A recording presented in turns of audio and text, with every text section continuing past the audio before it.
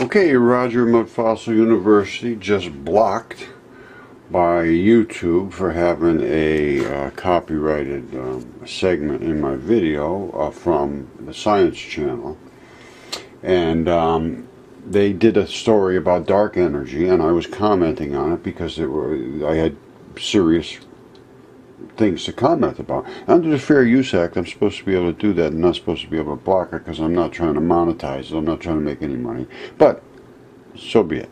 Now, I sent to all the people in that video that, hello my friend, I have a series of photos. The blue is a particle spinning right, drifting left, light chaos, light single disk, light sucked through a venturi, light circle, rainbow shower, excited. And here's all the drifting particle, chaos at the slit, single wave unmolested, single wave through a venturi accelerated, the spinning nature of light, boson particles, Higgs fields with the surrounded by polarized particles.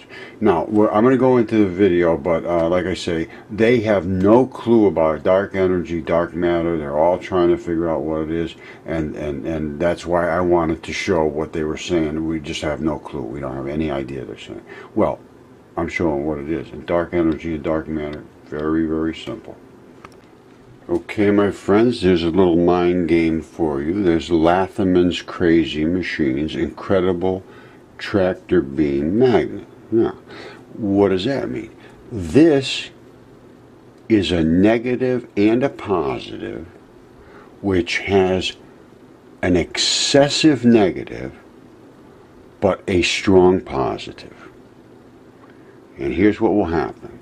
The strong positive will attract this negative magnet. The negative excessiveness of this will repel that magnet, and it will stay at a quantum distance and be strongly held exactly like the electrons in orbitals. Now here it goes. Just watch what it does. Boom, there it goes. Alright, so now what he's demonstrating now is a atom at rest. So the nucleus is here holding one electron at this point, let's call it a hydrogen, at bay, and he'll shake it and it'll jiggle around, and when he jiggles it around, that is going to be called heat. Jiggle, jiggle, jiggle, that thing will try to break away, but it can't, and it's pulling, it's shaking, and that is a little bit of heat. And if he shakes it so hard that it breaks free, that is light or electricity. It's a conduction of that electron into some other medium, whether it's air or whether it's into conduction through a wire or whatnot. So I'm just going to play it through. It's very cool, and you will see exactly what I'm saying. You'll see it shake, that's heat. You'll see it escape, that's light.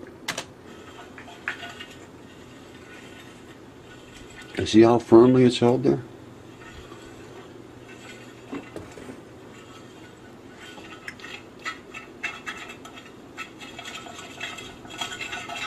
Now that's heat. That's heat. It says, get me out of here. Let me get out of here. I can't go. I'm holding you tight. And they're fighting each other. And all of a sudden, it'll take off, and that's what you call light. There it goes. That was light. Now let's go back to this. What is the structure of this thing going on here? We have a positive that is so overwhelmed by negatives that it becomes basically neutral with a certain exact amount of repulsion to more incoming negatives, because it's got all the negatives it wants. That is what happens inside of the nucleus of atoms. They are flooded by electrons. So whatever protons are in here are literally crushed into a snowball of electrons, and inside is several marbles, let's call them, of protons. Then it becomes excessively negative, and the additional electrons that want in against these positives, which is this, say, no, no, no, you have to stay out there because we have all the ones we want. And you stay exactly out there because we have 6 protons. So we have all 6 quantity amounts of opposite charge electrons holding us tight, crushing against us, just exactly the way a magnet would. And then it's at that point it says that's all we can take. We can't take anymore. This says, yeah, but I want to get in there. And he said, well, you can't come in here. We got all we want. We got a little excessive amount of negative already. We can't take you. And the guy said, well, what should I do? He said, you stay there. And he says, all right, well, there's 6 of us in here. What if some more of these guys come? He said, will you tell them to line up around these orbitals in these circles? That is the atomic structure. That is why quantum works.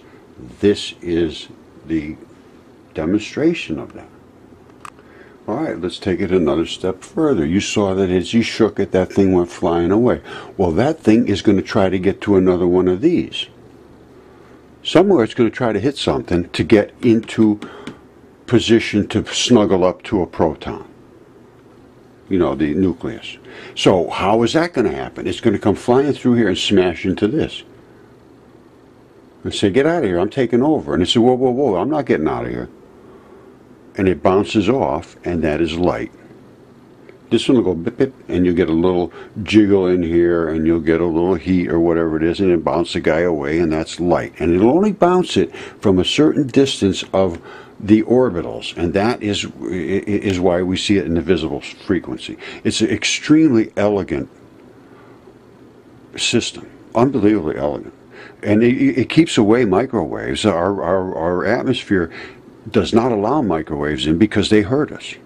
And I'm not sure about this 5G because that's in the microwave range, and that affects water, so I would look into it a little deeper. Anyway, this is quite obvious what happens. An electron comes in, smashes into that, and bounces off as light, bounces this as heat. And that's what happens.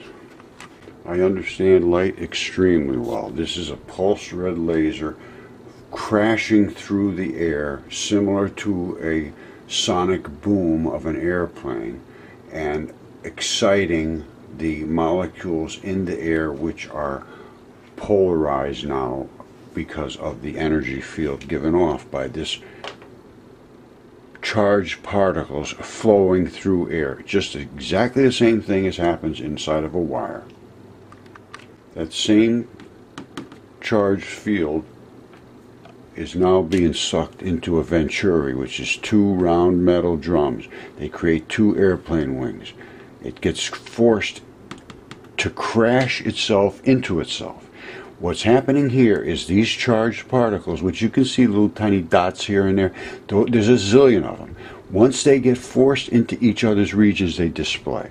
What are they displaying? They're displaying energy. They're displaying chaos. They're displaying a fight and pushing each other around and forcing each other into creating a big magnetic field. Now that's all I can tell you. I see what I see, and I don't understand 100% what is the mechanism that creates that magnetic field, but I do know that it's the interaction between the crushing of themselves into each other's fields creates this huge reverse EMF, electromotive force, into the airwaves, into the ether, which the polarized ether is in the airwaves. They've always spoken of it in history, and it is these little dots. You see, dot, dot, dot, dot, dot, dot, dot. That means they're plus, minus, plus, minus, plus, minus, minus. And what's being plus and minus here is the atoms and the molecules that are floating in the air, primarily moisture molecules, because they're highly polar. So we've got accelerated light crashing through a venturi, coming out the other side as plasma. Everybody's in each other's business. They're crushed in each other's thing, trying to force each other away. And as they come out, they just explode out of there. They start to step down back to their original red energy, slowly, and these are the filaments that come through. These are the charged particles. They call them the charged particle carriers, and they will carry a field with them, and I will show you that next. Coming at us from the slit, you'll notice these little tiny filaments are headed by these charged particles. Charged fields. The particle is so tiny that I'm sure it's impossible to see, but it's in the center of these fields. So the particle is the charged particle carrier. At the head of it are these fields, and those are what they call the Higgs fields. So this is the boson, and that's the Higgs field. That's all I can tell you. And then this is the Cherenkov radiation, and the electron neutrinos cause this. And it's all been. They're asking for all these things, and I'm showing all these things. These little dots in these circles are the polarized particles that are literally in the air, the molecules in the air that are being polarized into these patterns, plus minus, plus minus, plus minus, all around that charged particle. That's what you're seeing. This is an extremely excited particle, and that extremely excited particle is going to crash into one of these standard particles, and it will create a mini particle, and that is of extreme interest. Okay, this is the highly charged particle, or highly accelerated particle, that was shown before in that cloud of disks, and these are the fields that are carried by the particle. Okay, now this one here is slamming into this. Now, is it a bigger particle than the particle that's here, or is it just more highly accelerated? Is it spinning faster than this one? I don't know exactly, but I can tell that something bled off after the two fields interacted, and this now is stepping down to create its own similar field to that, and I don't know, all I can see is what you see. So, is that maybe a lepton? I have no clue. It's a particle, or actually a part of a particle, because these are supposed to be the smallest particles that exist.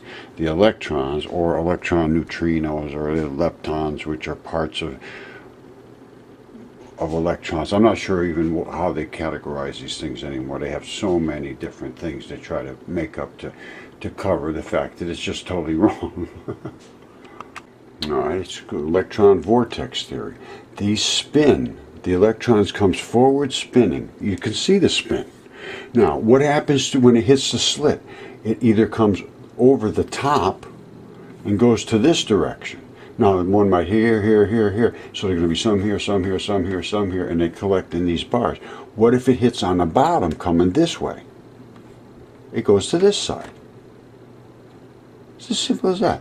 Most of it's going to be in the middle, and then the intensity is going to dim out because these are going to be more on the edges. It's just the nature of the spinning forward particle, which they think is a wave.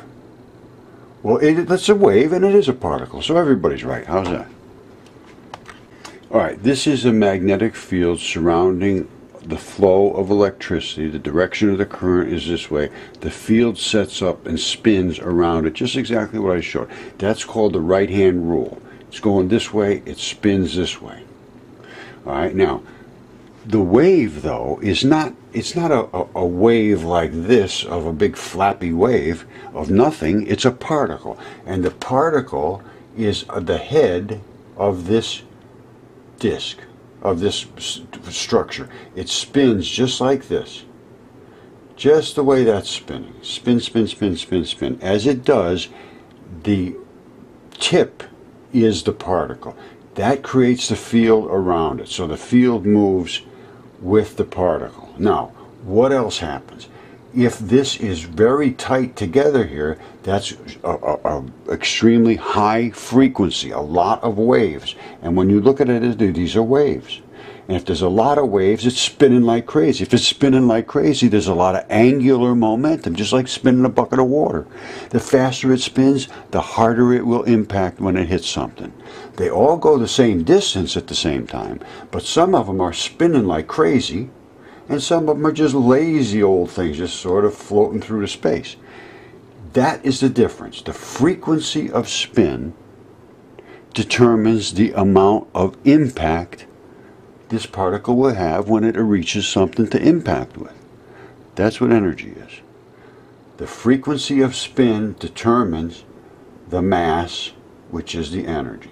So energy equals mass, and mass equals the resting amount of weight of this particle times a series of equations which take account for this forward speed and then the angular momentum. That's the entire story of light and energy and dark matter and dark energy. And once you take into account and step backwards from Einstein, you just saw you can accelerate light. I mean, anybody says that that's not accelerated light, I don't know how they could come to that conclusion.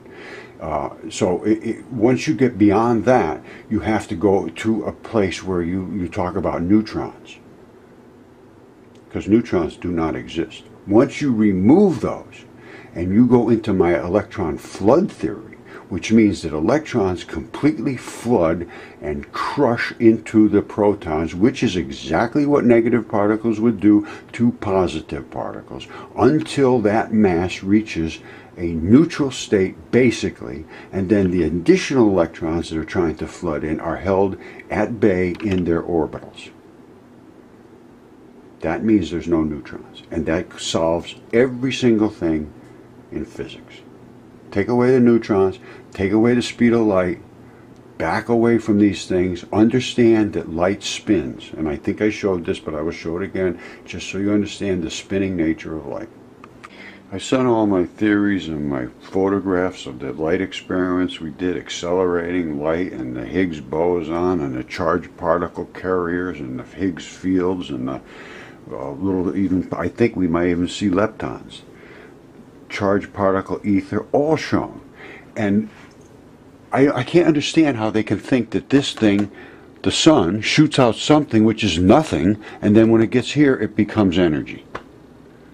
It's energy here and it's matter here. It's a spinning electron. It spins towards the Earth. When it impacts with the Earth, it displays. They're all negatives primarily. They stay away from each other. That's your dark energy. That's your dark matter. All right, everyone on that show that was talking about the dark matter, I sent them emails and information as far as I can send to them, and I'm hoping for a response. I'll be posting more about it, but all I heard was, oh, we're really looking hard, we're doing this, we look, and we're just searching every way. Well, I have some evidence to offer, and I think just as a general, normal investigative response, they would ask some questions or make some comments or disagree or agree. But to just completely ignore it and continue on without examining the possibility that neutrons do not exist is a very flawed way of going forward in science. So, the emperor has no clothes. Neutrons do not exist. Mud Fossil University, Citadel of Truth, home of reality.